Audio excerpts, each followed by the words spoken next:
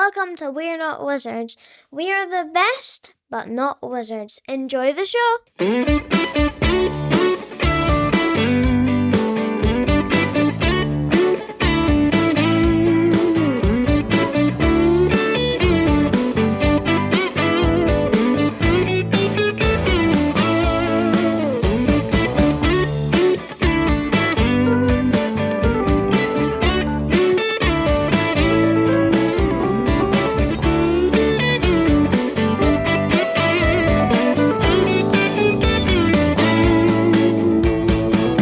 Welcome to We're Not Wizards. My name's Richard. Luke, say hello. I'm Seppy. All right, Luke. well, that's better. Yeah. Okay.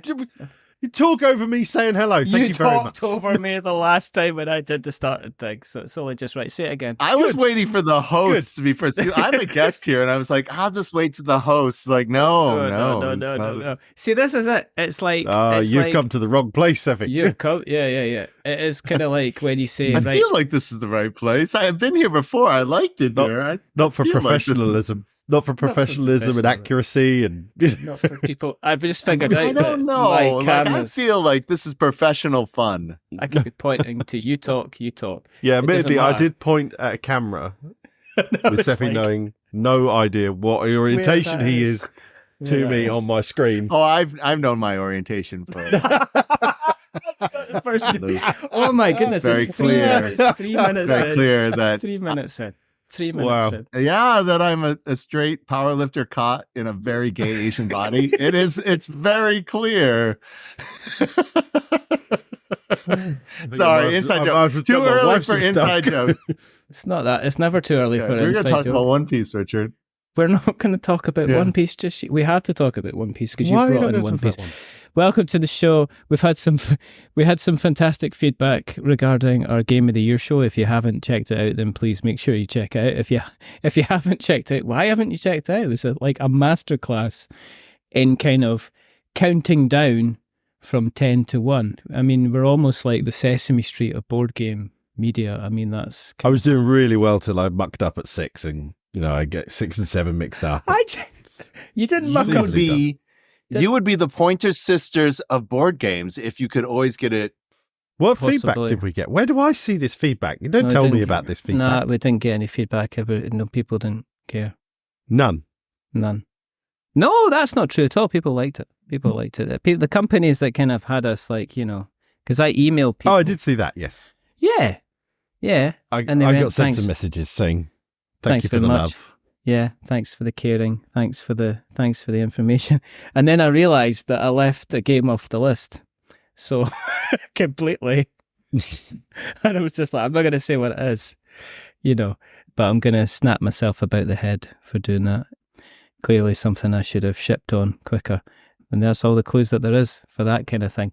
Anyway, the last time that we spoke, and the last time that we spoke was like not that long ago for me. Look, but the last time we spoke to Seppy, we were talking about One Piece.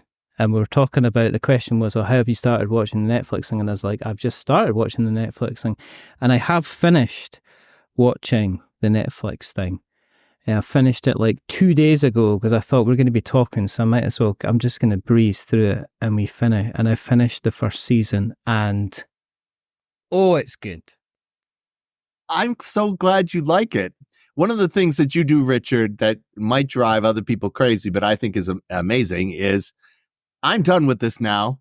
I do not need to finish this. It has fully filled up the time that I have allotted and I've enjoyed it, but now I am moving on to something else. And so you getting all the way to the end of One Piece is an accomplishment, and I love it. I just For One Piece, not you. You can finish things all the time. I just like, that's what I am, literally the Mortal Kombat of media. That is my catchphrase. Finish him. That sounded wrong.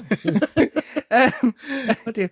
I had a very different use of that. Let's not. catchline. Yeah, let's. Yeah, I was let's. like, That's what I mean. That's why. All your fun stopped in the 80s? Oh, Not good at all. Did. Not good So, at all. as somebody who hasn't watched One Piece, and clearly, Yes. Seppy, you are a One Piece fan. Huge. From the original One Piece, the anime. It's anime, yeah? It's not Yeah, manga. yeah. I never know the difference. I between never anime broke and down. manga. I've still not broken down and done manga before where the anime is. So I'm almost a One Piece anime purist. Okay. So, was this live action a worthy version of the anime? Or is it kind of something of its own kind of thing? Is it like the American office versus the British office? Oh, I dreaded this so much. The live action One Piece, and it delivered way beyond my expectations. It is very hard to do something that is so combat oriented, like the original seasons of One Piece. Like the choreography in the anime fights really peaks on what's called the Water 7 arc. But how every individual punch matters is so real in the anime and the manga in the beginning. And they somehow managed to capture that as a live action, like in a way where it's true to both being a good live action something and make me feel good about being a longtime fan of it. Oh, this is what I told you. One Piece of Chaos. I'll be right back. Useless. Is he like that when Are you we deal just going with to him? sit in silence until he... Well, I mean, does he decides to just come back do that from his all the phone call? time when you speak to him and have meetings? I mean, does he just like disappear off? You know, is that what he does? What, when I deal with him for work? I just, you just do your best. You just fight through it, you know. You just have to like power through and... You know, I can just imagine how, you know, oh, hang on, I've got to go away again. And you're like, yeah, but I mean, this is kind of like important and, you know, and basically. He's like a human firework. It's just. It's like an indoor firework, like a blue touch paper type kind of thing. And, you know, and it's fine the first couple of times. And then you realize you might have accidentally set fire to your curtains. You know? I mean. Have you had much snow in honest. Scotland where you are? No, actually not at all. It's been very, very, very, very kind of wet and rainy, which is terrible Very because when I've taken the dog out, no, it's been worse than British weather. Because when I've taken the dog out and he needs to go to the toilet, he wants to stand on the grass, and honestly, like walking on the grass is like. All right, this thing now goes off. Right. I'm so sorry about that. It's okay, but This was unavoidable. We're just talking about, you know, how you've been on the show. This is your third time. Now he can. Third time on the show. You can hear us now. Now he third might time hear on all the that show. things we just said about him. I'm so just sorry. Taking No, he's not liberties. sorry. He just says sorry. It's not. It's like, there's no meaning. Oh shit, he Look can at hear those us. eyes. There's no kind of graciousness in those eyes. What's he showing us? What is he showing us? What is that? These are I don't know what it is, but I like it. handmade woodblock Japanese prints, style prints for Conquest Princess. The artist for our comic book made all of these, so they're all unique, and they are our special offering at the convention that's coming up. So they're all like, they're fantastic. Which convention are you going to? Which convention? Con of the North in Minneapolis. Oh. I don't know what that is. What Con of the... Is that actually called Con of the North? Con of the North. Con of the North. Somebody sat down and thought, let's call ourselves Con of the North. How north is Minneapolis in a Is it North Alaska? America sense? Yeah, is that... More north than Toronto. Oh, is it? What? Hang on. Really? It's more north than Canada. It is more north than, especially like Windsor. Let's make sure that I'm right. But I think it is. I love the fact that Seppi's gone, I've said a geography fact, and now I've instantly questioned myself. Like you can always, you can easily get if it is into, indeed more Let's just north see. than one of the major cities of Canada, I think it fully justifies its title. Then that's I think it is. all right. Let's check. look. I'm going over from right now, There we go.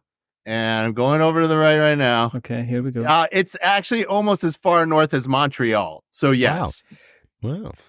That's north. Oh yeah, actually it's just a smidge more south than Montreal, like a half an hour. Is Canada Half an aware hour. of how much land North America as the United States has stolen? Clearly. Surely it's supposed to be a flat border. Just there's not bumps. The lakes did it. Like, Just like There's bloody lakes. I'm so bugger glad everything that up. I'm so glad you called me on it, and I'm so glad I was right. Oh, Do you know what you're not so right good. about? So- Do you know you're taking liberties now? Third time on the show, and it's like, oh, I'm just going to take deliveries halfway through something, and then 10 minutes I in, told you, Richard, I'm gonna this is coming. I'm gonna like shill my like product now. I'm like 10 minutes It in. was- You're not even. You know what I mean? Did you see what I'm talking about? Do you think? That poor you know. UPS guy's been stood on the doorstep for 30 minutes. 50 minutes. And Seppy's like, right, I'll tell you, at this time, you make my phone buzz and I'll come and get that package Yeah. off you. Exactly. This is what I That's don't like planning. about That's Luke. planning. This is what I don't like about Luke. He's always 100% accurate. Like, that guy was out there in like 0 degrees Celsius weather going, oh, this is not worth This the is tip. weird. And he was This just is doing weird. it. Did you like? Go What out even and are these? answer the exactly. door in your bathrobe and kind of like go, I can't possibly take a parcel. I'm just not ready. Give me 10 minutes. And then back in, and then kind of back I in have again. a reputation for always being knowing what to do with the package. It's fine. So much double entendre in like It's just like 10 minutes, I mean, 20 I can't minutes. Even, I know. It's just like we can't even talk. We can, but we won't. Okay, We can, but let's we not. won't, but we will, but we will maybe, but we will, but we won't, but we won't. So, One Piece, okay, I'm not going to spoil it. Good. Well, you talk from packages, I'm going on to One Piece. Enthusiastic. There's a certain level of enthusiasm to that show, an infectious enthusiasm that it's very, like, I don't know if you've seen, like, the Castlevania kind of anime, which is good, but it's hard work because it's fairly dark and it's fairly kind of depressing. And I know you kind of get that, but there's kind of getting the balance. And for me, it's very, very much like The Last Airbender or The Dragon Prince. It's kind of that level. And that the fact that they do cover some serious stuff, but there's an underlying realm of likability amongst everybody as well. There's not... Are you saying that you liked The Dragon Prince and Yeah. Castlevania and all those shows? I wasn't too fussed on Castlevania because I found it a bit of a slog because it was kind of like, it was almost like, let's design a anime for Castlevania, and it was just a bit kind of, whereas what I found with One Piece and what I found with Dragon Prince and what I found with like Last Airbender, and it's probably because it appeals to the child of me, which is there was an enthusiasm and an infectiousness that even the bad guys were kind of, you knew they were bad guys, but they weren't kind of bad guys. They were kind of like still kind of, there was an area of fun about them, even though they were still quite oppressive and bad guy, if you know what I mean. Like the characters that are in there, I still had an awful lot of fun kind of watching them, basically. I think this is fair. Richard. There's an infectiousness about the show that makes it contagious, Luke, that I think you'll like. Castlevania it was very dark and very adult. Yes. And it wanted you to be on board with how real and awful that world is. But what is true to all the things that were mentioned is that they are true to the genre that they are transported into, and they really talk about the human condition, universal of the stuff that they have going on. And I think that intrinsic quality is also part of that likability or approachability. Yeah. I know, and as I say, I think you'll love it, and I think the boy will love it as well, Luke. I think you've got Cool. a treat. And it's also, from a parental point of view, it's not one of these things where you kind of go, there's no sexy stuff in it, so you're not kind of like sitting there having secondhand embarrassment, kind of going, all right, okay. There's not really any kind of gore in it. It's not kind of like, there's sword fighting and stuff, but there's not really anything that you would go, oh, okay, this isn't kind of 100% suitable or anything like that. So it's fairly kind of, it's kind of cartoony violence, but not kind of, I guess, Attack on Titan. Not kind like of cartoony Invincible. Invincible. Oh my Oh gosh. my word. I was like 5 minutes into that first. I was like, oh, this sounds like quite cool. This is, a lot of people love it. And I'm like 5 minutes in, I'm like, oh shit. Yeah. This took a turn. Won't be watching this with Elliot. I'm just like, There's stuff I let him get away with watching, and there's stuff that like Sarah will be like, why are you letting him watch this? I'm like, it's fine, he's all right. And then there's stuff like Invincible. I'm like, no. No. That's a clear. I would be very worried if you're like, hey, I'm going to watch the subway scene in Invincible with my son. Like, oh no. No. How old's your son? 18? Still no. No, I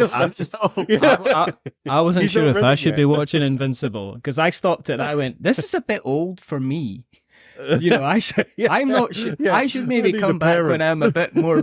It's like mature content. I've always had this joke about like, if you get the warning at the beginning of a show and goes, warning, this show contains adult scenes that some viewers may find distressing, and I'm like, oh, so you've got somebody going and applying for a mortgage. I was about to say exactly the same thing. Do you know what I mean? It's just like two people sitting at the table going, I can't believe we've got to move power supplier because the other one folded. Or, you know what I mean? Or my boss has said we've got to look at raising the percentage that's getting paid into my pensions to make sure it pays out on time. I mean, that is an adult scene that I find absolutely distressing at this age. I'm like, oh my goodness. I can cope with like somebody like picking up somebody's beheaded head and saying, I'm going to use you as a puppet. But if somebody's kind of like, guys, we're going to have to look what we're spending on the electricity this month. Make sure you're switching that light off. I mean, that sends kind of like shivers down my spine, Or in the United States, it's you looking and constantly going, oh my God, the price of eggs have gone up again. Can I handle the price of eggs? What is it? Was it chickens just had enough? Are they refusing to put out? Is that chickens have just realized their worth. They've just suddenly they've done a little bit of self-reflection, and they're like, you know what? That's worth more than 30 pence an egg. I'm worth more than that. They're bloody good eggs, I'll have you know. Chickens have again. Luke being 100% accurate at all time, I can't refute that at all with like the facts that it's avian flu that has been awful since 2020. But I'd rather have the chickens unionize, understanding their worth in production. That is way more fun. This is why that adulting We're doing is so much more a maximum of 4 eggs a week. We want every second want every second Saturday off. We want to kind of like you got to have roam at free. least allowed at least 8 hours between each 2 egg laying. With no disturbances. Fox insurance. Everybody's concerned by Fox insurance. I think everybody should have Fox insurance to make sure they stay off that bloody channel. I don't want to say. So I like the fact that you mentioned Invincible as another port. Obviously, this is from comic book to the animated show. Yeah. But then you also have it competing in its own weird way with The Boys. Yeah. So, like, so. Yeah. How awful can a superhero universe be for the people who are in that universe? And they're really talking about it's absolutely like Invincible. It's absolutely the worst for the superheroes more than anybody else. And The Boys' take is that might be the truth, or the superhero people are obviously will become completely morally unhinged. Yeah. Considering their superiority.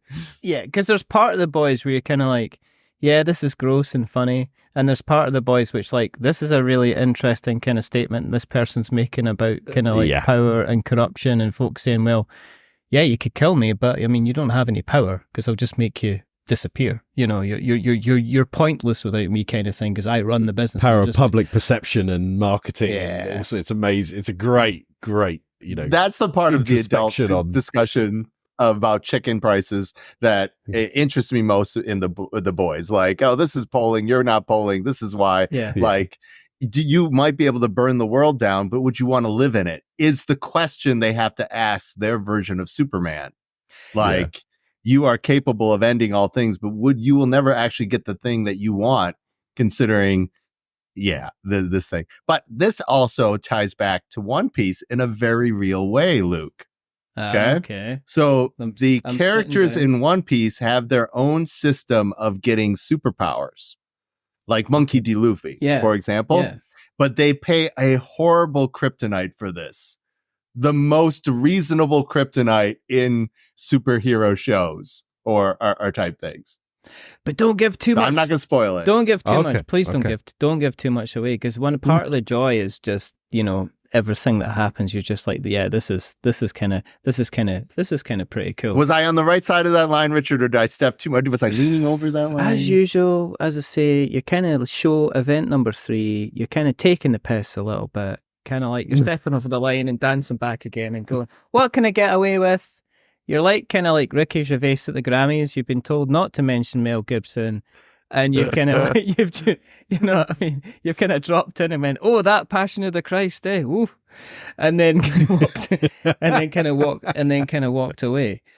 If it isn't in time with Richard, if we're not talking about the Passion of the Christ, it really is. Is it the podcast at all?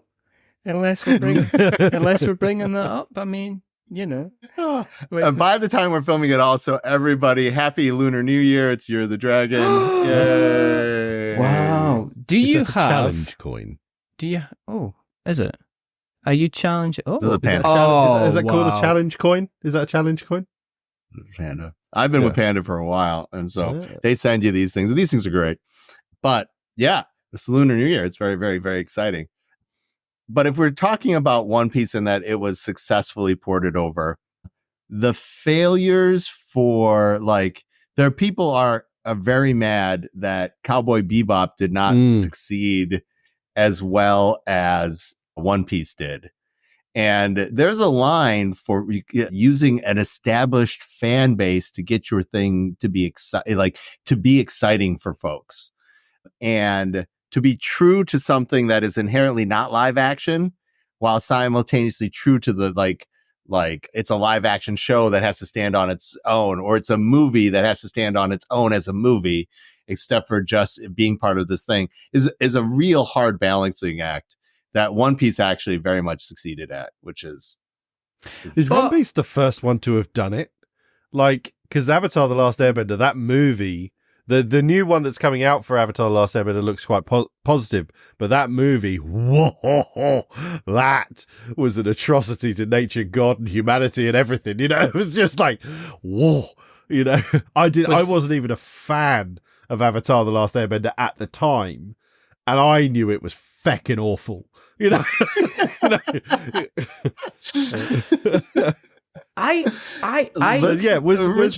One Piece the first one to get it right? Because the Cowboy Bebop pretty much got absolutely canned, didn't it? And are we gonna talk about anime only? Are we gonna talk about ports from books to movies? What are we going to talk about? Yeah, we need some fences. I mean anime, because or certainly that kind of genre. I know technically, Avatar: The Last Airbender isn't technically anime, is it? Because it's from Korean. It's cool. It's anime inspired. Yeah. It's not anime per se, but I mean specifically anime, and I mean that because from my limited experience of anime, I could see why it's so hard to transition it over to live action, because it has such a distinct style and feel and beat, and it's like, how on earth do you the closest I ever saw anything get to that was What's His Face versus the World? Scott Pilgrim versus the World. Yeah. When they did the movie of that, I was like, oh, that feels like they're doing anime. I didn't know much about Scott Pilgrim versus the World equally, but I could see the anime in it. I was like, oh, I can actually see how they could pull this off. They managed to do those things. The follow-up Netflix anime that's I would watch it if you're a fan of the comic books or the movie. I would watch the new Netflix one, which is not like a retelling of the story. It's really good. It's really good. I've heard it's good fun. Richard, do you have a pony in the anime-esque animation success story race, or do you want me to give mine first? See, it's really strange because my introduction to anime was there was a there was a company that decided to bring over kind of anime stuff. So the first thing that it did was Akira. So there was this company that they released Akira on VHS. So I was like quite literally like going, this is amazing. It's absolutely fantastic. And so I got that. But then the second one, because the first one you're kind of like, Akira, this is amazing, and it was a bit gory, and there's some bits in it you're just like, oh my goodness. But then the second video that they released in the series, they decided to release, what was it? Was it called Orokusoku Doji? The Legend of the Demon Womb, which was, now at the time, right, when this came out, I must have been about 16 years old, right? And I put this thing on because my younger brother, who was 14 at the time, only a couple of years younger than me. What? Yeah. So we was like, well, how bad could it be? It's like animation, and it's like a kind of like an 18. How bad could it be? So you put Akira, you watched Akira, and you went, okay, yeah, I can take or leave Akira. It's you know, it's kind of like, it's not violent, it's incredibly cool, it's amazing, it's a really good film. And then we're like, well, let's go and get the second one. So like they said, oh, this is released, this is the next one that's going to be released. So we got it and put it on, and oh my days, you can imagine going like, because this is back in the days before the internet, so you didn't have access to kind of like, let's say, certain materials that were available kind of online. If you look at it, let me ask Luke a question. Let me ask Luke a question to see where he is in this thing that we were talking about. How familiar are you with hentai? I know exactly what hentai is, and I'm assuming that there's something of the demon womb. Yes. It's Legend of the Demon King, but it's fine.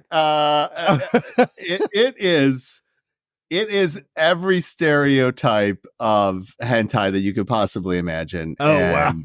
And to Richard's point, before the internet, we would just face tank these things. Yeah, I mean, you just like, and it was, you know, it was, yeah. You'd have to buy a magazine to find out about it. Oh my gosh. And the pictures on the back, obviously, they're not going to put what it was in the back. It's just like an 18, so you're assuming it's kind of like violence. No. And they said a little bit of sex, and you're like, okay. And then you put it in, and I'm just like, oh, I can not only kind of not watch this, really, at any time where there's anyone in the house whatsoever.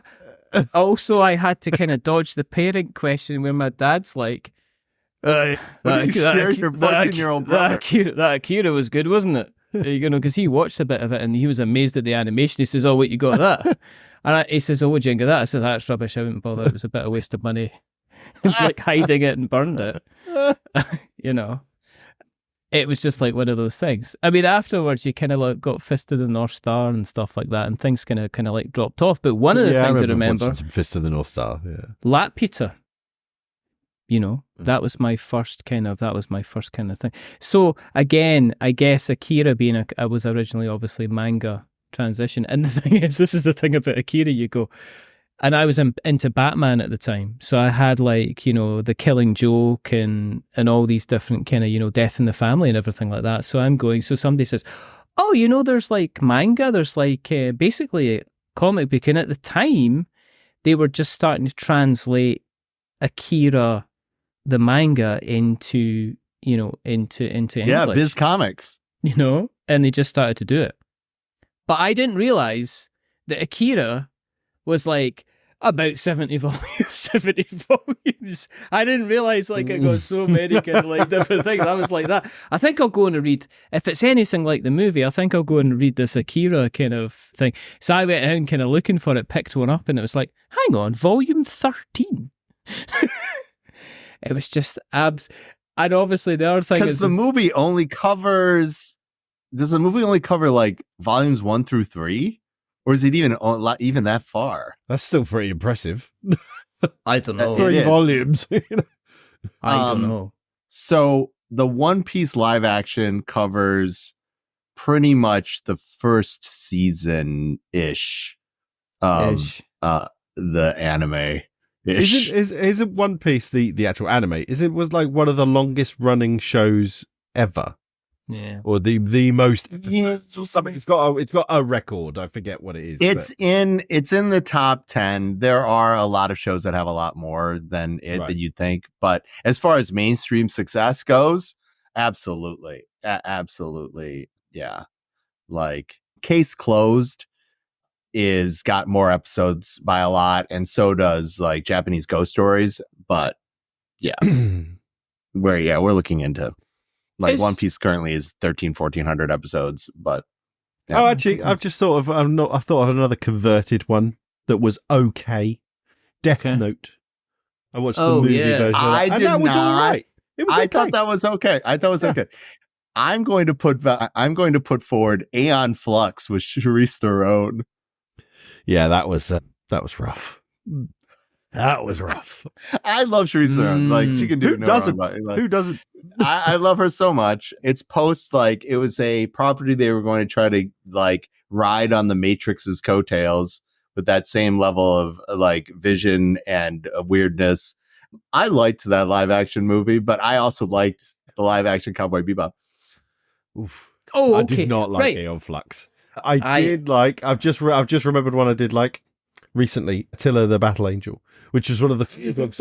Books I actually read the book or one of the books of Attila the Battle Angel, and I really enjoyed that, and so did Elliot. And we're glad to hear that they are actually doing another one as well. Battle Angel Lita is fantastic. Yeah, it's criminally overlooked. Yeah, though. I'm a fan. I liked that adaptation. It was incredibly violent, though, as well. Yeah, it really was. And I couldn't understand why. I couldn't understand why. It was really well shot, looked beautiful, really, what's the word I'm looking for? Faithful to the material. I mean, there's probably some storyline stuff. I've got one right there. Like I can literally point at it on my collection. It is right there. But yeah, I mean, the whole look of it, I thought they nailed it. Absolutely nailed it. It's really, really good. I just don't think they put the marketing oomph behind it, or they marketed it the wrong way. Because I remember, I mean, it's on Disney Plus just now, but it's still very much kind of marketed as some kind of adult. It's not marketed for what the genre it should be under, because it was alongside kind of a couple of kids action things, and I was just like, there's no way that should be in amongst exactly that kind of thing. You know what I mean? Did you see John Carpenter of Mars? Yeah. No, I've meant to for years. It was meant to be another spectacular crap version of great writing. Was it bad? That one, I did not hate it. It was it was fine. It just wasn't, but the marketing for that was worse than the actual movie. Like, yeah, that's true. Yeah. Like conversely, the marketing versus money for Cowboys versus Aliens. Again, another comic book translated was that a comic book? It was. I didn't know that. I didn't know that. Yeah, Cowboys versus Aliens. Absolutely. I just assumed that was a movie that created from a very late night in a bar, because it's just the whole premise of it is just like, okay, let's make the Western movie. You've always wanted to make a cowboy movie. It's like, yeah, but I want to make an aliens movie, dude. It's like, let's do both. It's genius. Yeah, it's genius. And it would have cowboys, and he's got a gun and a laser gun on his arm. It's like, yeah, we're gonna have James Bond shooting aliens, and he learns halfway through that he's got the weapon, but he doesn't realize all the time he could have been firing and killing the aliens. That's genius. That's a twist. Let's put that in. And everybody's drunk, and then they wake up the next morning and went, I really wish I'd forgotten last night. And then somebody's like, no, I took 52 pages of notes. We've got funding. Okay. We're gonna make it. That's amazing. I want to know: have you seen Resident Alien? I love Resident Alien. Is that Alan Tudyk? Tudyk, yeah. I've not. What's it on? I've heard apparently it's on over here. You watch it on Sky One, I think. Oh, it's on the Sky channel. It just got. I've heard that the fans of the actual, the comic of it hate it. Like truly hate it. I'd never heard of it. I just saw the trailer for it, watched the first episode. I think actually my mum watched it and said, oh, you've got to watch this. Heard it was Alan Tudyk. I was like, yeah, I'm all in. Yeah. And I watched it. I loved every second of it. But Richard, this is for you. Fans Luke, do not like it. Luke, don't you think this is for Richard? Oh, yeah, you'd love it. Because I look like an alien? Richard. Yes. I wonder if I can watch it on Now TV, because I did one of those things where that's what I watch it on Now TV. Yeah. Now TV gave me they do the usual. They sent me an offer, and they went, "Oh, you can get this for like £7 a month," and I was like, "I'm not taking your £7 a month, you dirty tart." And they went, "How about 5?" And I went, "Okay, I'm all in, but you have to sign up for 6 months." "That's fine, I'll do that." So The Watchmen. That's what we've not talked about. The Watchmen, the new comic, the new version of The Watchmen that was out. That was a good. I thought that was. Oh, The Watchmen is so good. I just don't like The Watchmen. I don't. Every time I've watched it and I've tried to read it, and I'm just like, I don't get what everybody loves about this. Because Rorschach's quite a cool character. I get it, but there's some cool characters, but there's just just doesn't. And the reason why is because. And I know I'm wrong. You're not wrong. No, you're not wrong. Because the reason that you're not getting into it is quite simply is that you're getting into it at the wrong time. That it's a lot of the stuff that The Watchmen does, a lot of the stuff that The Watchmen covers off, a lot of the themes and stuff in The Watchmen have been covered again and again and again by other stories, directly or inadvertently. So when you try to read The Watchmen again, you're just like, oh, this is just so dull and so pastiche, and I've seen it a million times before. But if you went back to like when it was released, first of all, it would have blown your mind. I read it as I get it. I read it as like when I was 16, 17, and at the time it was just like, this is an extraordinary comic, this is an extraordinary graphic novel. If you went back and read it now, I think there's too many things that you're going to be thinking, well, this is a bit like this is a bit like that, and it doesn't work. And the TV show, while it changed a lot of stuff, it actually ran with the comic, as opposed to, as much as I like the Zack Snyder adaptation, I do like it. Him with his, Is that the movie one? Yeah. Mm-hmm. Zack Snyder taking a drink.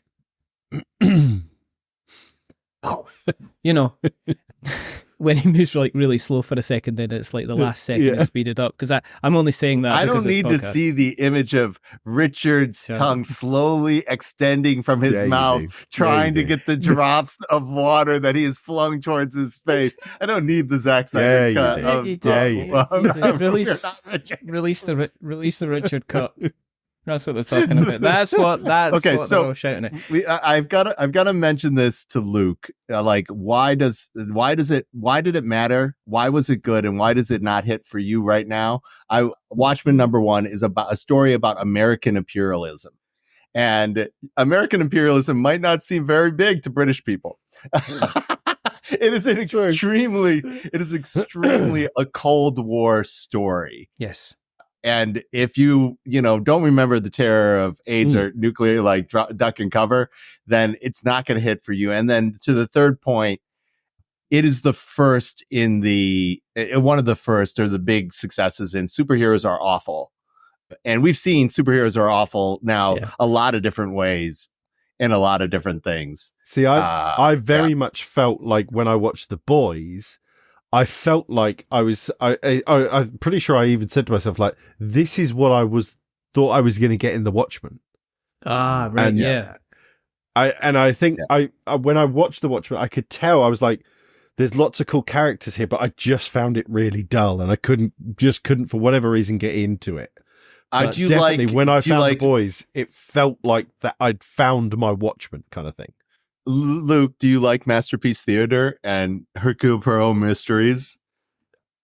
Oh, so not as a general, no.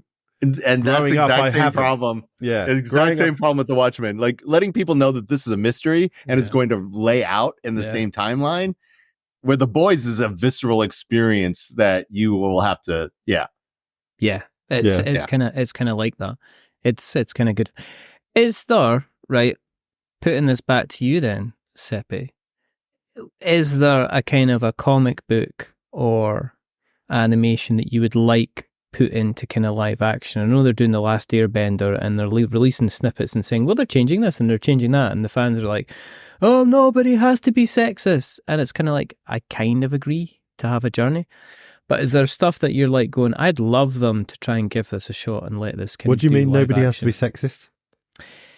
What's that reference to? Because I don't know what you're talking about. In the Last Airbender, one of the characters is a little bit kind of there with a bit of the casual. Oh, sexism. they've changed his kind of ethos. They've kind of Right, changed okay. his kind of thing from the beginning. Whereas the whole point of it in the first episode, he's like his sister is literally having a go at him and saying, "Why?" Do you Oh, I have know to who be you so mean sick?" now. Yeah. Okay, cool. Yeah. So they're okay. kind of removing. Apparently, they're removing that from the TV show, and people are like going, "But that's kind of his journey from where he was to kind of where he is. There's no growth if he comes into this journey kind of fully balanced and everything like that. So we'll just have to see." But And I'm okay or not okay with it depending on how much time they're spending with the time. Yeah. When you have an animated series over multiple books and all this kind of stuff, you can take the time that you need for a nuanced conversation about somebody growing up past a thing. Mhm. And when you're doing something as an 8 episodes, you have to make choices, absolutely, right? Absolutely. And so that's sort of the hard, things coming up that people should look at that are gonna get live action, and they're gonna be one of 3 live action versions. Okay, like Chainsaw Man is gonna get a live action sometime, and that is going to be like Tokyo Gore Police probably. But if it is done well, it could be something much different. Different, yeah, I'll bet, yeah. Richard, are you familiar with Chainsaw Man? It was like one of these things, like a firework. They kind of appeared and everybody went crazy daft for him, and I think it's kind of died down, but I'm pretty sure it's kind of like there's people kind of beavering away and watching it. I am aware of it. He appears to have like a chainsaw for a head and a chainsaw for arms. You think that Chainsaw Man can't be good? It's crazy. It's really good. Like, speaking back to that earlier, like it catches you up in it, and it talks about human qualities. Yeah. Like Chainsaw Man has that. Like, it has obviously as much gore as you would think from a chainsaw centered anime. It's like, it does. But the amount of character development that happens in Chainsaw Man is spectacular. It's crazy. All right. So you have Shintoism, right? Yeah. Which is the natural religion of Japan. And then you have its interaction with pop culture, which is various shamanistic traits that end up getting characterized into manga and anime tropes. Yeah. And there is a continuum of like mental health through shamanism, through spirituality, that you can follow on a continuum from Chainsaw Man to Jujutsu Kaisen to Demon Slayer. That is very interesting, where people are, the more extreme that you are, the more like terrible you are as a human, but more successful you are as being a demon slayer or an exorcist. And it is, as a longtime fan of the genre, it is really sort of exciting to see. So on your list of things that I'm loathing to see, I will definitely watch it. Chainsaw Man's going to get a live action. It is bound to happen. It's going to be Claret's going to be all over the place. There's going to be blood and guts and gore, and people are going to be saying, it's probably going to be like Tokyo Gore Police, if you know that genre of that. And so there are all these sort of low budget, just in Japan. Like, we saw somewhere between like a One Piece and Death Note live actions was Yu Yu Hakusho's anime, like live action adaptation on Netflix. Did either of you catch Yu Yu Hakusho? Spirit Detective? No, I didn't. So this is Japan trying to do what One Piece did on its own. And it's okay. Like, if you are a fan of Yu Yu Hakusho, the Spirit Detective, it's good, but there's things in it that are unapproachable to non-fans of the manga / anime. Yes. So My Hero Academia is probably very high on the list of a port over to a live action version. If One Piece does well, My Hero is going to be on that list, and so is Demon Slayer. But is there just too much What of about, like My Hero Full Academia? Metal Alchemist is real. Oh yeah. No, there's. They have done that, and that's why it was off my list. Yeah. Oh. Okay.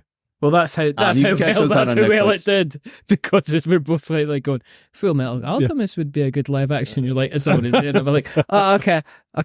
I guess that done goofed. Then that didn't work. Yeah, well, like I said, there's these sort of real, like low end live action Japanese versions, and there's the higher action that they try to get out of the islands, and then there's then you have people like who are huge fans of the genre lifting it up and giving it to like a wider audience than just Japan. Yeah. Do you know what I'd like to see? And this is back from my childhood. Is it Battle of the Planets, Luke? Gotcha, man. G-Force. Yeah. The Battle of the Planets. Yeah. Oh my gosh. Could you imagine? Absolutely. Could you Battle of the imagine Planets what I they would could do? like. Could you imagine can you imagine who they could There's get a few. to play? There's a few from back then I'd love to see. I'll just to say that. That would be an absolutely wonderful Yeah, I'm one. surprised. They could.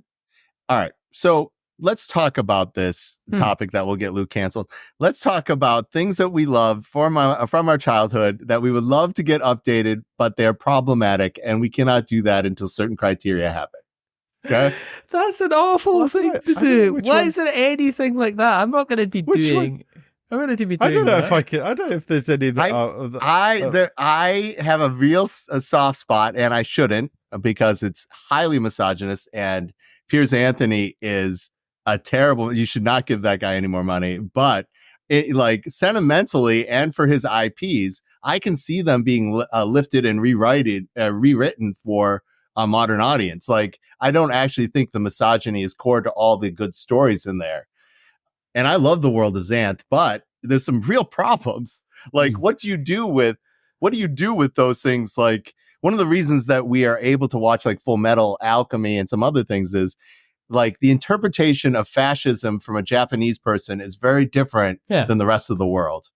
Right? Yeah. And you cannot have the story that happens in Full Metal Alchemist told by somebody who's not Japanese. Right. It wouldn't work. Right? And so this is how these two topics are linked. Like, if you could have a like a problematic IP rewritten to not have the problems in it, like what would you choose? Like, obviously we've done that with James Bond.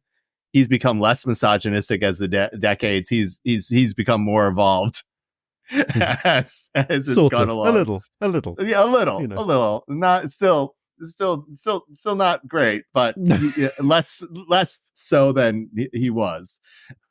Like, if there's an IP, what would you? Because you were also talking about animes. Like, yeah. I mean, So I don't. mine is from the era of Battle of the Planets and everything. Yeah. Mine would be Ulysses 31. Oh wow! Yes. I friggin' loved Ulysses 31 when I was a kid. I would love for them to do Ulysses 31 modern, the Explorer Through the Star. Just fucking brilliant. I would love it, I'm sort of on board with that kind of stuff. I like that. It had loads of the Greek mythology in it, and it's just like using loads of inspiration of the Greek is, again, probably another one of these reasons that I love the Greek myths is things like Ulysses 31 that transferred it into me in an accessible way kind of thing. But yeah, great. But they've never, show for they've that, never, I don't think they've ever upscaled it or done anything with the original anime and kind of cleaned it up or anything like that. I think you can still get it on kind of like VHS. And they really need to, because it's going to get lost. It's actually got bad acting in it. It's awful. I mean, I've gone back and watched it. It's one of those things where you get to you're like 30 and you suddenly go, what was that show called? You're like, oh, that one, I'm going to go back. And you watch it, you're like, this is awful. It was like this is so bad, Visionaries as well. Visionaries was another one which was like, it lasted only about like 12 episodes, but it had, I think it was made by some of the same people who were involved in the Transformers, because there was a lot of voice actors that were. It was based on toys. It was based on toys. But the animation things in their chest. The animation was really, really good. I just don't wonder why people aren't grabbing these if they're just not. I think they are. Like with Disney popping, like buying everything they can, like there's a reason that He-Man showed up again. There's a reason that Voltron's reboot was good, and Voltron's rebooted Voltron multiple was times. good. Yeah, It's really good. I have She-Ra, one more. You Okay. do? Let's hear it. I have, yeah. And this is, I think, again, I don't know, is this a series or is this a movie? But Jason the Wheeled Warriors. Oh, Do you remember Jason the Wheeled Warriors? oh my days! With the guys in there, like, cool, like Jason had a arm thing on his one, and then there was a kid in his dad's like mech suity thing, and they were all against these like weird planted. I'm trying to remember what the bad guy plant cars, but the guy had like a really big generic bad guy name, a like really, Gargon really or something big like that. head, and he had vines coming out big of his bulbous arms, head, and it's like that. Whoa. Yeah. And he used to like grow vehicles that used to chase him down and everything, and it was kind of like it was okay, but then you had Mask. Yeah, Mask. Oh, Mask was Yeah, good. Mask was good. Mask was good. Mobile I Arms only remember the Team. toys. Oh, Mobile Arms Strike Team or something like Strike Command. I Command. don't- I don't Command. I don't particularly remember the show for Mask. I remember the toys, and I remember one of my mates had loads of them, but I can't particularly remember watching the show. I know I did watch it. It but was I remember adverts nothing for about toys. That's what it was. They had. That's all. I mean, that's all they were. Yeah. It kind of fell down. The problem with Mask was it was at the beginning. It was kind of like it was an interesting tale, which I'm probably going to tell very badly. But at the beginning, it was very much a kind of a was it Viper or something? The Vicious Evil Network of Mayhem or something. Venom they were called, not Viper. There you go. So there you go. So that's why these kind of things work. But at the beginning, it was all like, you know, your man Mayhem kind of trying to destroy everything and things like that. And then I think somebody stepped in and went, "This is too violent for what it is," and they toned it right back. And they turned it into kind of like the last couple of series apparently they were all just racing each other instead. And then by that time, folk were just like, "This is crap. This is so bad. This is just a bad show." Also, I'm about to get a return of one of my favourites. Okay. It's next month. Which one? Which one? X-Men 97. Oh, yeah. Continuing.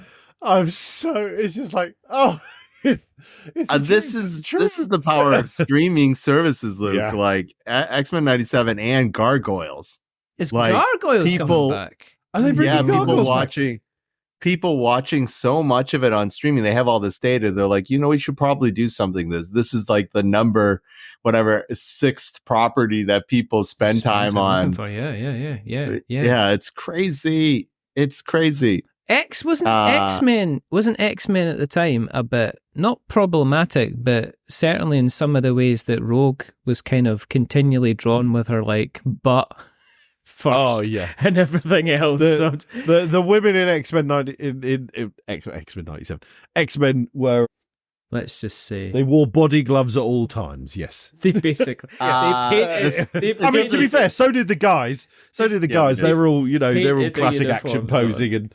You know, in fact, Gambit was one of the few that got away with anything that was, modesty. Remotely. Yeah, exactly. It's like, oh, I've got a black, a brown duster, and trench coats generally are not for perverts. Hot pink lycra on his chest and black. It's like, yeah. Is there something you want to tell us, Gambit? Is there something? I know you hang about with Wolverine all the time. Is there something you want to be kind of saying? One of the things I don't understand, and putting this on the flip side, right, is, and I'm going to kind of like, I guess, out myself at the same time as complaining about this, but I mean, why the hell do these boys get so much screen time? I mean, Transformers, and I've got Starscream in my hand because he's my favourite, because he's an arse. Just like me. And they seem to get series out of series without even having to kind of like fart or cough. It's like if I see here's a Cybertronian series. Is it connected to the fact that they put toys like this out all the time, and that they know that the people who are watching Transformers when they were 12 are now watching Transformers in their 40s, and they can kind of put out a new 40 40 quid kind of figure, and the guys in the 40s will go, yeah, I'm having that. That's mine. I got this for Christmas. I'd like to point out I didn't buy this with my own money. However, I did buy this one. And there's several others over here that I also bought. I've discovered the joy of kind of like robots in disguise again. I don't know why. It's true. It's more than meets the eye, your love for this. It's just amazing. The answer to your question is the style and flavor of the animation and who owns the rights or bought the rights for it continually. So if you remember, when somebody buys the rights to it, they usually have an option to continue. And as long as they produce something in that IP, that's why there's a terrible Fantastic Four movie that no one's ever seen. Rough. Yeah. And why they don't let. So to answer your question, somebody got the rights early to it. Who was one of these computer animation studios before all the movies went really big, and so they just to keep their option open at this low price, they just keep on making them, and boom, boom, boom, and they're relatively successful versus how cheap they are to make. And the crazy thing about animating something in a CG style is certain types of animation, you can just put another character on that animation and have them do something else. Oh, and you repeatedly see the one about Disney where they've got the cartoon of Christopher Robin and Mowgli, and they're walking in exactly the same way and doing exactly the same actions, and they rotoscoped them both. Where they just drew the kind of the sails of.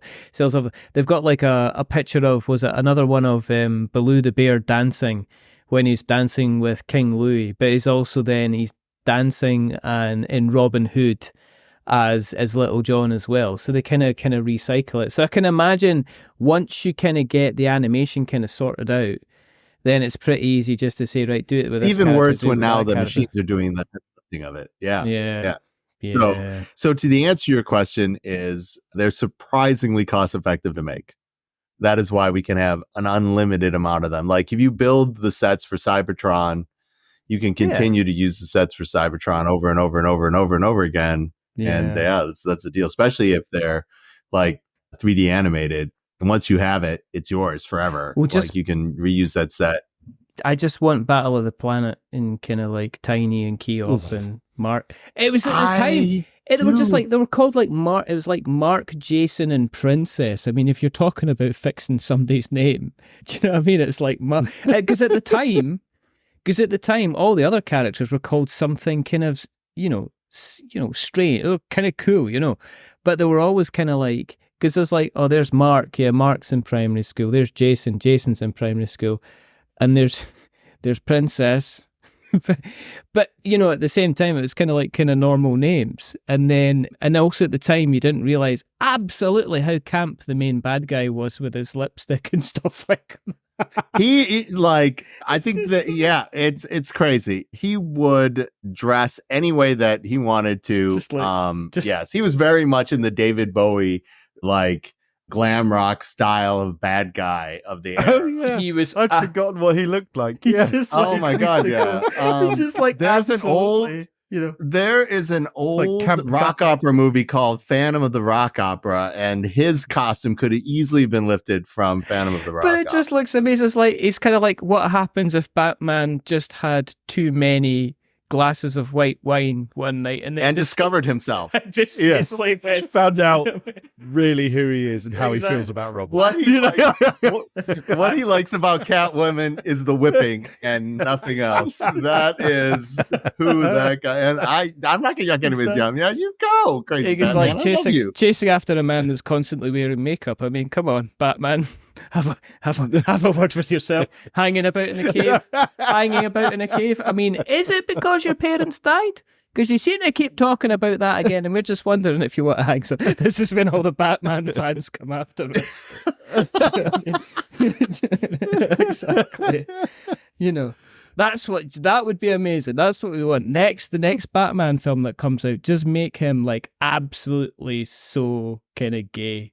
I think that is closer than you think in the universe, because I think the Spider-Verse movies being so insanely good Yes. and opening people to a whole reality Yes. of characters like you've never seen them before. Even like Loki for season 1. Oh, like yeah. this same character can have purchase in a number of universes and a number of settings. And again, what makes them interesting is their reflection on the human condition. Yeah, right? The interesting thing about Loki was that, like, I watched Loki, and then my son, he says, "Oh, what do you want to watch?" I says, "We want to watch Loki because Loki's good." And my wife wanted to watch Captain America and the Winter Soldier because of Sebastian. Was it Sebastian Stan or whatever? She goes, "It's like, is Bucky in it?" I was like, "No, he's not. He's not in any other Marvel. In any other Marvel that's coming out, there's no Bucky. Bucky is dead to you. Bucky is invisible. He's beautiful. But, I mean, but apart from broodingly beautiful. but he was watching. I'm not going to stand up. He was watching kind of like Loki, and it was kind of like, oh, Loki's a girl, and it's like, oh, they have to do this nowadays. They have to make Loki a girl. It's like, no, actually, if you go and read the comic from like about 19 canteen years ago, Loki has always had kind of he's always kind of been gender fluid. If you read the kind of some of the comics from there as well. It's just that it just happens that modern culture's catching up with stuff that's happened kind of like 10 years ago, which I keep saying to, it's like, oh, but Captain America's Steve Rogers. No, he's not been that for a little while now. You're just kind of catching up just a kind of a little bit. Going back to mentioning Fantastic Four, what did you think of the announcement of the Fantastic Four cast? I'm a bit mixed about it. Who did they got The Last of Us. They got Joel. The Mandalorian. Yeah, he's so amazing. I love Pedro Pascal, but I don't like him for Mr. Fantastic. There was an obvious choice. I'm sure he'll be good at it. Vanessa Kirby is Sue Storm, and Vanessa Kirby will smash it because Vanessa Kirby is fabulous. I forget his name, but have you watched Bear on Disney Plus? Yes. It's a show about a chef. Yes. Yeah. So his brother, the guy who plays his brother in that, he is Thing. I forget Thing's actual name. Benjamin Grimm. Thank you. And then the guy who plays Mr. Benjamin Grimm. Bloody hell. We got to be proper here, Luke. Then the guy who plays Eddie in Stranger Things. Yeah, he's a Human Torch. Yeah. Which I'm interested in. I think it'll be good. When I first saw it, I was like, oh, that's a bit of a weird one. I really like him in Stranger Things. He's fabulous. But I was a bit like, oh, Human Torch, I don't know. But I'm willing to see on that one. I think Pedro Pascal as Mr. Fantastic. He's the one.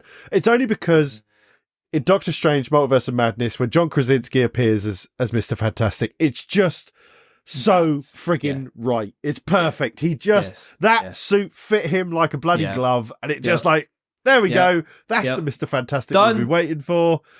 Tick the box, sign it off. And then now it's suddenly it's Pedro Pascal. All right, I have a counter argument for that. I hear you, and he really did fit the comic book. Yeah, but the comic books were all written by white dudes in the 40s, right? Yeah, to catch up to the rest of the world. And the reason that you have not heard of the Full Metal Alchemist live action versions are they star all Japanese people being all the characters. Okay.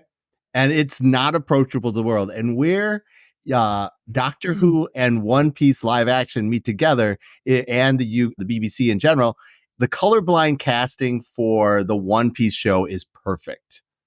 It is almost insanely good. It had so many Scottish actors in it as well. I was just like that. I feel represented. And it's not some kind of stereotype kind of like, boy. He was like the captain. He's like the kind of the general, the admiral or whatever. And I'm just like, yes, get in, son, kind of thing. It was just amazing. And, I really like that. He is amazing. I felt represented and happy. And again, there's this idea that opening it up like tomorrow, and this makes people lose their mind. Like the Little Mermaid being anything but like a white ginger, like made people lose their mind. She's like a sea princess, right? Under the sea. She's a fish. She's a fish. She she's should a- probably be pale. She's, Yeah, like you could. she'd have gills. Yeah, she's probably. you know. Yeah, like she's like deep under the sea too, so she Yeah. could, huge buggy eyes and like She'd be like Gollum. This, Do you know what I mean? yeah, she should look more Yeah. like Gollum. Like, She'd be getting a fork and going like that. You know what I mean? You know what I mean? Rather than going, I'm gonna sing, and that's when everybody went, go and bugger off up to the surface and grow some legs because your singing voice is awful, Ariel. Get out of here. One Piece gets away with this in the same way the Barbie and Everything Everywhere All at Once gets away with it. They don't make you self-conscious about it. It just seems like it's the fabric of things. Mhm. But when you do a big change, like changing Doctor Who, for example, or you change the Fantastic Four, there's a much like people's idea of the thing is stronger, and they feel betrayed that this thing doesn't look like that man in that tight blue suit. I'm gonna bloody good in that time blue suit. He did. I'm gonna twist this back then. And say, I don't think they've done Pedro Pascal as Mr. Fantastic for any of the Disney progressive reasons. I don't think they've done it on any. I think they've just done it because Pedro Pascal is as hot as fucking lava right now. And he's diversity that is hot as fucking lava. Right? Yeah, that's it. It can be both things. It's like, hey, Yeah, let's but make this cast a little bit more approachable. I don't know how many people speak Spanish on the planet. There is a lot of people losing their shit at the moment though about Fantastic Four because it's been rumored today.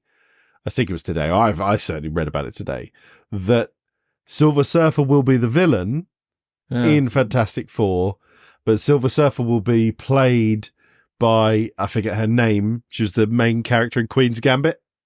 I forget her name. Oh, you know who I mean. Anna, absolutely. Yeah. She And apparently people are losing herself. their shit. Yeah, it is Anna something. Yeah. Yeah, Yeah, she wasn't the main. Anna Taylor Lee or something, or Anna. I don't know. And naturally, We're so everybody's terrible at names. losing their This is what shit happens. as to You get whether this is true or not. 3 and- old guys together, and we can't remember anything. But apparently there was also a female Silver Surfer, so it's like the people who are losing their shit about it, like, well, what about the actual female Silver Surfer? You're not really fans. No. You're not really fans. Yeah, You think exactly. you're fans. You walked past it in a comic book shop and said, I don't like reading Fantastic Four, and that's as close as you got to being a fan, because if you were an actual fan, you would actually know the kind of the backstory behind it, you non-fan. So we'll see. Exactly. We'll see. Exactly. I like a understand different Pedro. argument for them not being fans. A true fan would want more people to embrace it and experience it, and yeah, like that's what I think a true fan does, is spread the love for this thing that they love. Oh, yeah. I think, yeah. but I think there's some But people that... I could see the argument of people saying, "Oh, like the version of it I love, I want to see it in all of its Hollywood glory." It's like, well, yeah, but and you could say that about Silver Surfer. It's like, but you did get that. They've been Fantastic Four movies, and there was a Fantastic Four movie where Silver Surfer was the main dude, and he was badass in it. He was one of the only cool things about that movie. Yes. So it's like, you've had it. It's had its go. There we go. And it didn't do very well. So there's plenty of arguments to say that there's good reason to go another direction and like another version of the character. she's a naked silver lady. You'd think that folks would be excited about a naked silver lady. Like X-Men 97's coming back. It doesn't matter. They've got... Yeah, They've got Rome's ass everywhere. They're gonna I have to ask the two of you. I don't understand. They're just pausing it Yeah, like that. Look at those drawn. Those are drawn so well. Hang on a second. Zip. And we're back. We've done a full circle because we're back to hentai again, except only in the only in we the little are minds. 100%. They're just so back to terrible. hentai. Let's talk very quickly. I mean, this has been fabulous. We've not actually... It's almost like we're kind of like sporadically bored or board game snobs, not actually talking about board games. You never know what ties us all together if you just introduce I it do. sort I of the could first- give you the yarn out. I know what you would No, like. but as tie I've us just all been, if together. anybody who's got to this point so far, just listen, they've got no idea what it is that ties us together from what we've spoken about so far. Because it's not movies or anything like that. It's like... It's the fact that, we are all, perfect specimens. devilishly handsome. Absolutely. If the video was... This is why we don't release this in a video format, because we don't want people turning us into their version of, X-Men 97 Rogue and just be pausing the video at certain places. No. Not again. Exactly. I mean, I've ruined enough laptops as it is with screen damage. I don't want to ruin any more. Let's talk about about blow my own trumpet. If I only was missing that one vertebrae. Let's talk. Those lower ribs keep me really from reaching my true potential. Damn it! And she's away all weekend for the kids. I wish it was just my ribs and my vertebrae that was getting in the way of me doing that. There's so much more to it than that. Well done for you two, though. Well done. We're gonna have to do some trimming. I don't mean. So that's what this episode should be called. We should have done more trimming. Project Management and Gun Show Robots. We should have done more trimming is the full title of the show. And I'm going to cut this bit out, so people are going to go, "What are they talking about? What do they mean?" Conquest Princess. Oh, Conquest Princess.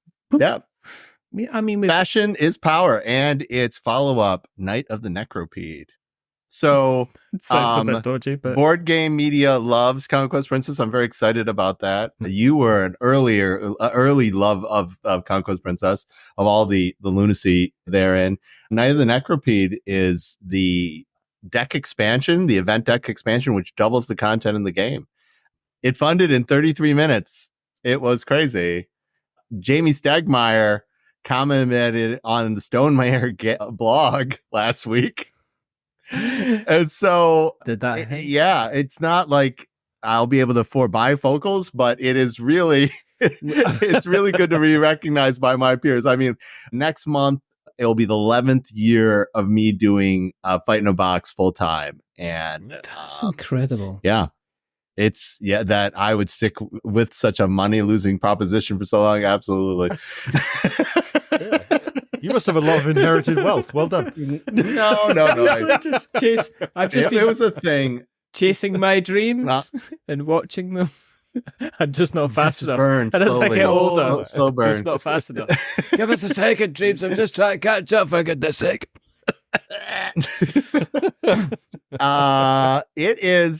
The game is really, really, really, really good. It innovates in a couple of different ways for bag builders and co-ops. It's a crisis management game. The theme is cuckoo bananas.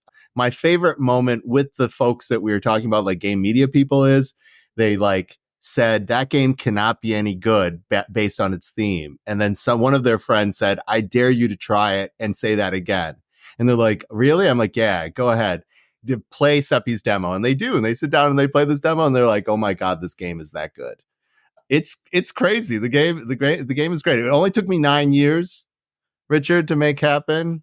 2 different campaigns, one on GameFound and then one on Kickstarter. And that's what Jamie is talking about. Doing 2 campaigns and when that makes sense and who that works for. And so our GameFound campaign was a success. But nobody does what we did on GameFound, which was stick to it to the end. We ride or die. We are going to make this happen with our fan base, because the people who opposed that original Kickstarter, it did. The people who opposed that Kickstarter, and by opposed I mean literally opposed it, we're going to win otherwise. But the people who wanted it to happen said, no, it's going to happen. And so, because of the industry champion award from Chip Theory, and because I am actually a decent project manager, project management is my love language. I was gonna say, you've still not got the T-shirt that says that though. I need that. We were like, we can sneak in the stuff we had always hoped, if the campaign took off, would be in the stretch goals, and so we were just doing $15 campaign, $15 add-on to the original campaign. That boom. And so, it's great. Fans are great. We're actually offering the comic book, the Princess Zero. You guys were talking about that kinds of stuff. So Princess Zero will come in your box. Richard, I know you backed it. You're going to get a copy of the comic book in the box. When? It's got to be zine sized. When? It'll tell you of the first era the second era of the giant robots and how it ended. And the first era will be alluded to in the preamble to it. It is 32-page comic book. So if folks just want the comic book, they can just get the comic book. So that's a thing that could happen. But when? Yeah. When am I getting this? When is it? When is it happening? When? As per my promise, you're going to get it late this summer. Can you believe it? This summer. Can I believe it? I'm going to have to go to bed and sleep for a long time and then wake up and it'll be here. And then everything can be happy. Not that again. long, though. Not that long. Like ski accident level coma, to be fair, not like car accident level of coma. You've got to use the right terminology as well, though. So to him, what you meant to say was July, August, because summer isn't really a word that's too understood in the Outer Hebrides.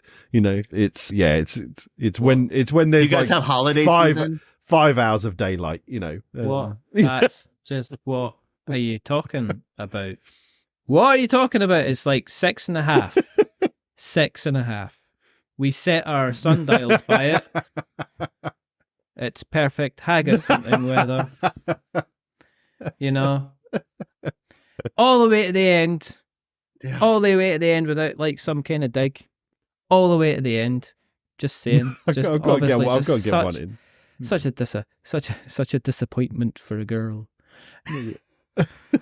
But what's next on the cards? What's next on the cards for you? What have you is it busy? Because GameFound's been open now for some time. So is it a continual? Yeah, it got shut down for the campaign, for the Kickstarter campaign, because the GameFound late backing went pretty well, or late pledge went pretty well. Then we shut that down for the Kickstarter. That's gone pretty well. Again, not like I can afford bifocals, whether money, but like fans like it. It's very good. The next thing on our line is End of the Line in June, which is our game of post-apocalyptic family survival. Like, Richard, you're one of the few people who I think I could just give you the original End of the Line and you'd be able to quote where all the Easter eggs are in this game. And it is as bad as you think for a game that is inspired by things like A Boy and His Dog and Logan's Run. Like, it is. It sounds like an absolute joy. Oh, Boy and His Dog's brilliant. No. It is. It's just so good. You have to have like a card where you the play. Punchline movies. It's just the best. It's Yep. best. You know the end for A Boy and His Dog, don't you, Luke? Do you know the end of it? No, you know the end of it. No, you don't know the end of it. Oh, it's so brilliant. Oh, and we can't spoil it. We can't spoil it because that ruins that. It's one of these things that if you know what happens at the end of the movie, there's literally no point in watching the thing all the way through because the way it kind of builds up, and at the end you're just like, that's amazing. That's so refreshing. Thank you very, very much. It is the opposite of like Dark Cities, which has the opposite. You watch the end, you go like, oh, why did I watch that? Like all this seemed amazing, but maybe it's more like Happiness. I can't wait. So that's you. That movie is like just totally just taking over again. I was asking Luke the question. Luke, are you very, very busy at the moment now that GameFound is like open up to everybody else? It's okay, Seppy. Just you interrupt whenever you feel like it. Yes. Good. We are very, very busy. Yes. We've got lots and lots of big campaigns coming up. As you've seen, we've had Come On are now a big part of GameFound, which was a ridiculous get for us, We're just trying to always do more things, make the platform just grow and grow and grow and do all the features that, since we were in the beta and everything, we've just had getting feedback from everybody all the time, what they need from the backers as well as the creators and everything. So yeah, we just keep doing what we're doing. And is it going to allow you to fill up some of the gaps that I see on the painting shelves behind you? Because I can see 1, 2, 3, 4. There's about 6 bottles that kind of need filled up behind you. No, that's because they're all there. Ah, okay. So he's not even giving us his full focus, Seppy. It's like painting away. When your hands were down there, I thought it was because you were pleased to see us, but no. He's not. No, I thought he was pleased to see X-Men 97. Yeah. Yeah, very pleased. He's doing Very pleased. I'm just doing the eyeballs and the bum crack. I'm sorry about that. I was Just I, no. I apologize. No, you're just No, trying. no, I see. You can't take you away can't- my apology. I You apologize. can't take an apology now because you're literally labeling him. You've just labelled him as somebody who can't paint eyes properly, which, as we know, is exactly. By all I means, don't say that. paint eyes. Say that I like animated Rogue's bum. By how dare you pester me with my, how dare you say I am unable to paint eyes properly? I don't even bother painting eyes. Exactly like that. That's how That my sounds space, like a my space marines are like, where's the gene stealers? I've no depth perception, basically. Because it's the eye at the side of the head. Or they've got just a big eye down their face. It's just, my painting is... that would explain my rolling in Space Hulk and other Space Marine properties. just like I'm going down the corridor sideways because it's the only way I can see. Where's the threat? My fire arc's in front of me and I can't... This is why I need it sound based. When is Fight in a Box coming to the UK Games Expo? When is Fight in the Box coming to the UK Games Expo? I want to go to the Highlands. What is it? The Highland Con first, and then the UK. The Games. Highland Con? Isn't that the game convention by you? I think he means Tabletop Scotland. Tabletop Scotland. There you go. Isn't it? Where is it held? In the Highlands. It's held near. It's actually near Edinburgh Airport. Yeah. What is that convention center called? It's the Royal Highland Show Convention Centre. It's all right. Okay. Touche. Well played, Seppy. Well played indeed. You just out-Scottished him. I did. I looked it up. That's how serious I was, Richard. I definitely want to do that. I do want to do UK Expo. I'm going to definitely do that before I do Essen. Oh. Yeah. Have you never done Essen, though? None of our titles have gotten the kind of notoriety for that audience up until Princess. And I don't think we're going to do a run that's big enough to make, or not this first one at least. I think if folks are really interested in Princess, they should get it. I think it's going to be a shorter run that people think. It's going to basically help all the fulfill for all the people who backed it and all the retail backers. And then it's going to probably disappear like End of the Line did. It just boom. It's too big of a title for us as a small company to take a huge overhead chance on and whatever it is. And so it is going to show up. People are going to love it because they already do. And then people are going to go, why didn't I get it? I'm like, I got this other game about post-apocalyptic family survival. Have you watched Your Boy and His Dog? And that's not a good one, isn't it? Because then if they haven't watched The Boy and His Dog, they're going to go, oh, what's about? And you're going, I can't tell you. You have to watch the film. And then I say things like this, Richard, which gets me in even more trouble. Have you read the book or watched the Viggo Mortensen movie, The Road? And then if they say yes, I'm like, this is the board game. And then they walk away scared. And then, if they haven't, it's like, I just opened my email for my direct debit for my gas bill. Do you think I need to be even more depressed? Just like, bye. Exactly. The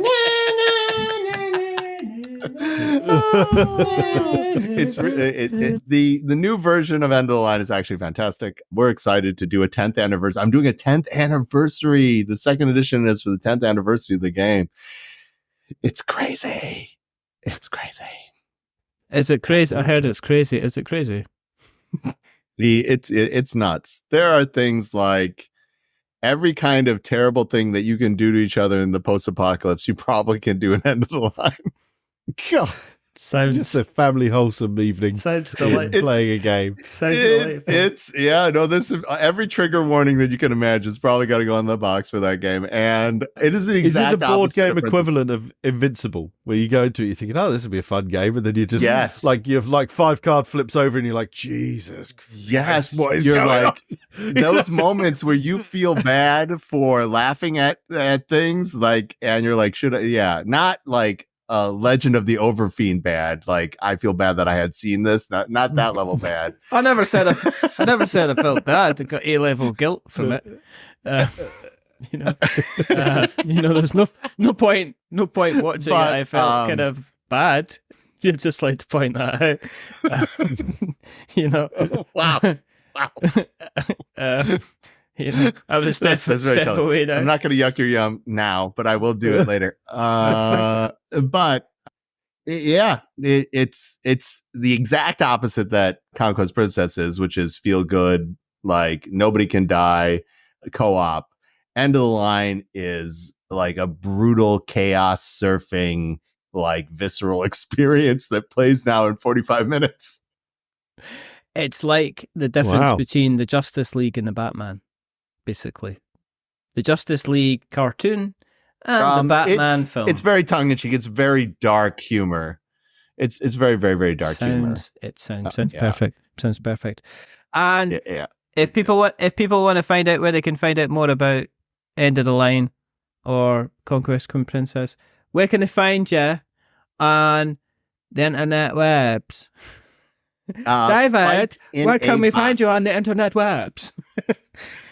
With my popping head, I'm Canadian. Fightingabox.com or Fight in a Box on all the socials, from TikTok to Instagram to Blue Sky to at Twitter. And I almost said the other word. I'm on all of them. Awesome. What I'll do is, I obviously care enough to put the links in, but I am just going to do a Control V back into the show notes. I could just copy it straight over and then just change the line at the top to say, joining us again. And this time it's an anime special. Is it an anime special? Is it kind of like a car? Yeah, I think we've had it. I think it's been an interesting chat. I think it's nice to kind of catch up about these things, I love being on, Richard. Yeah. And we didn't talk enough about project management, which I know is your love language, but you'll maybe need to come back on again. Who knows? But that, I think, is a good place to wrap everything up, because I need to go.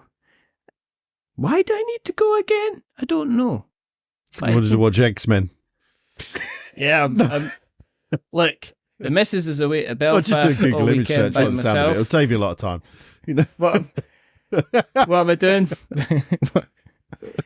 There's no guessing what I'm going to be doing.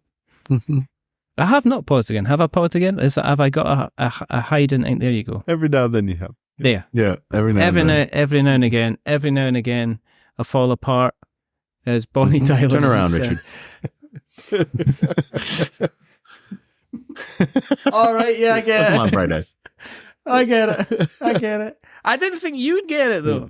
I didn't think it was going to be such I did. Of course you did. No, yeah. Of course you did. Of course. No, it's Right. in the lexicon of mandatory gay listening. It's fine. Did you get that? Do you get it in the welcome pack? Like a little CD compilation. In a big pink envelope, you're like, hey, these are things. That's what I think is missing. I think, you obviously have the Gay welcome pack. Why doesn't that exist? I think it does. It does. I don't know why you think it doesn't. I think that, and you get a toaster if you get, Why'd you get a toaster? because if you manage to get somebody else to join you. But there should be a straight welcome pack, shouldn't there? So you've realised you're straight. There you go. This is what you have to do. All right. And it would help a lot. It's called walking down the street without harassment.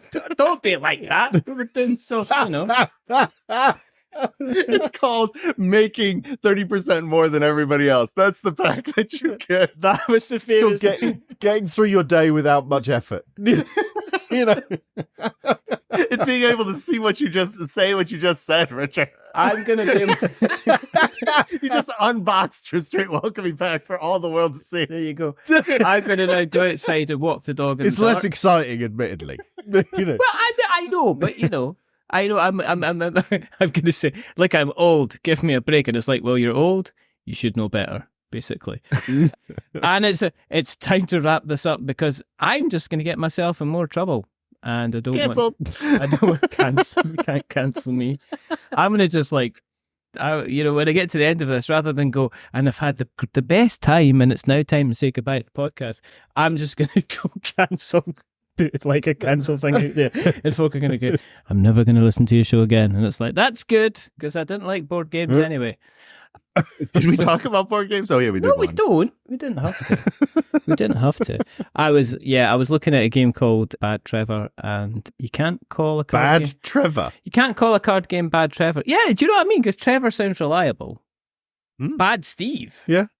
Now, Bad Steve, that's a game.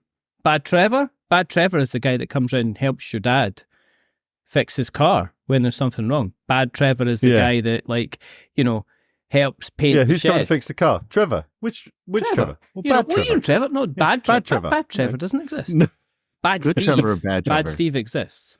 So basically, the entire game is it's not one I can recommend under the current name. I have spoken to the people that have developed the game, and I have told them that they need to change the game, and they said they would. And I said the other thing that they could do is they could get some Tipex or Whiteout, and they just need to take every copy of the game and Tipex out the word Trevor and put in Steve instead. Still waiting because they've not been responding to my emails. And I don't know why, because I've been constructive and helpful. Who knows? It's true, and it would give those boxes all such a nice aroma. You get strawberry flavoured ones anyway. But now, I digress. It is time. Tipex.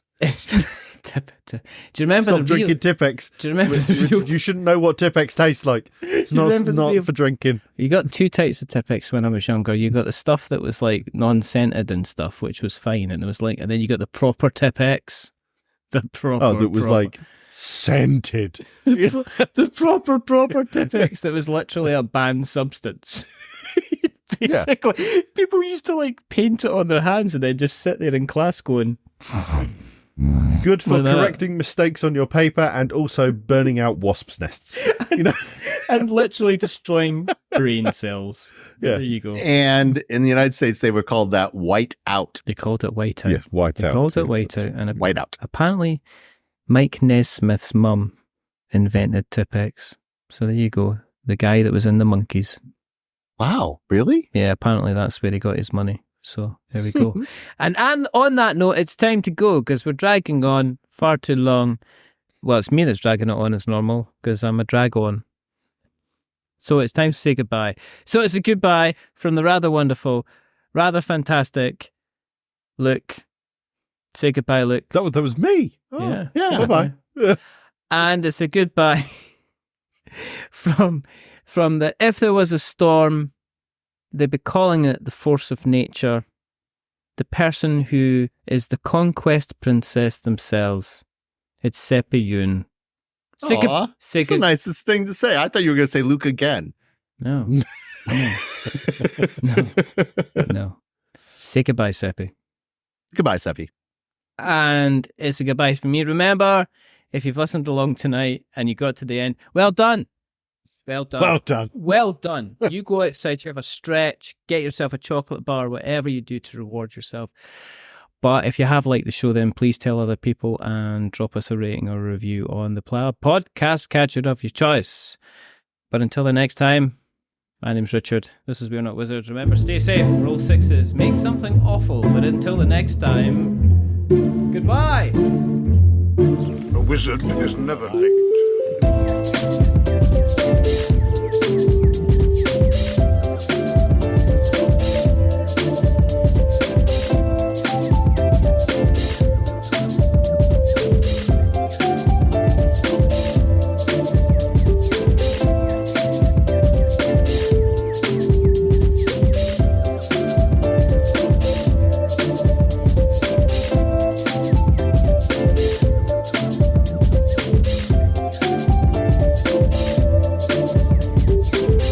Nor is he early. He arrives precisely when he means to.